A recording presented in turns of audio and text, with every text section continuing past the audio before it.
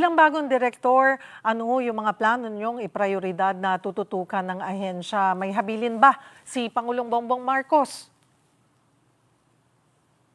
Well, siyempre po, yung unang-una niya is paigtingin po yung laban sa krimen at sa mga organized na crime. Kasama na rin po dyan yung mga issue ng korupsyon. At siyempre po, the direction to modernize po ang atin pong NBI. Sasama na dyan po yung pagkuha ng NBI clearance. At ang pinakangkabuuan po nito is ilapit po ang National Bureau of Investigation po sa bawat mamamayan na tayo po ay talagang maging ehemplo at maging kinatawan para po mapalaganap yung peace and order at maiwasan po ang mga krimen. Lalong-lalo na po sa panahon ngayon na napakaraming krimen na hindi na po sa kalye lang nangyayari, kundi kahit sa loob ng bahay, pwede gumawa ng krimen using the modern technologies, through internet, through social media, ganun lang po. Pero kasama po yan sa atin po mga tututukan. Doon po sa mga nabanggit nyo na plano nyong reforma, ano yung pinaka-priority nyo po? Ano yung sa tingin yung agad na dapat magkaroon ng reforma?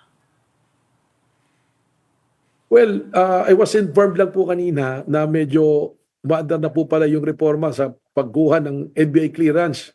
Pag titingnan po natin, parang napaka-basic pero I think bawat isa sa atin dumanas po rito. Nagkaroon ng hirap. Yung pong nagkakaroon ng mga hit, halimbawa may kapangalan po kayo na wala naman kayong kaso, it will take 5 to 10 days bago mo makuha yan, which delay the process na minsan nakaka-apekto sa mga ordinaryong mamamayan natin. Ang atin po mga OFW will be required to get their clearance. Minsan kailangan pang biyahe ng malayo, pumunta para makakuha. So yun na po, kasama na po doon sa ating pong pinaka-maintas na ang NBI kailangan po malapit po sa taong bayan.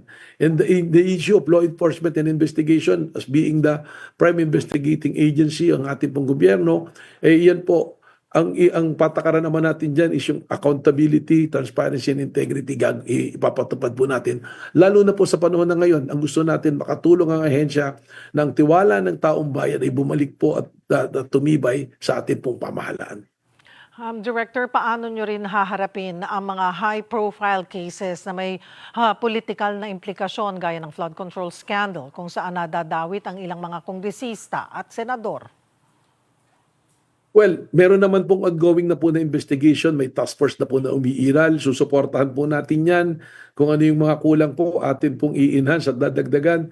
Kung mayroon pong kailangan balikan, babalikan po natin.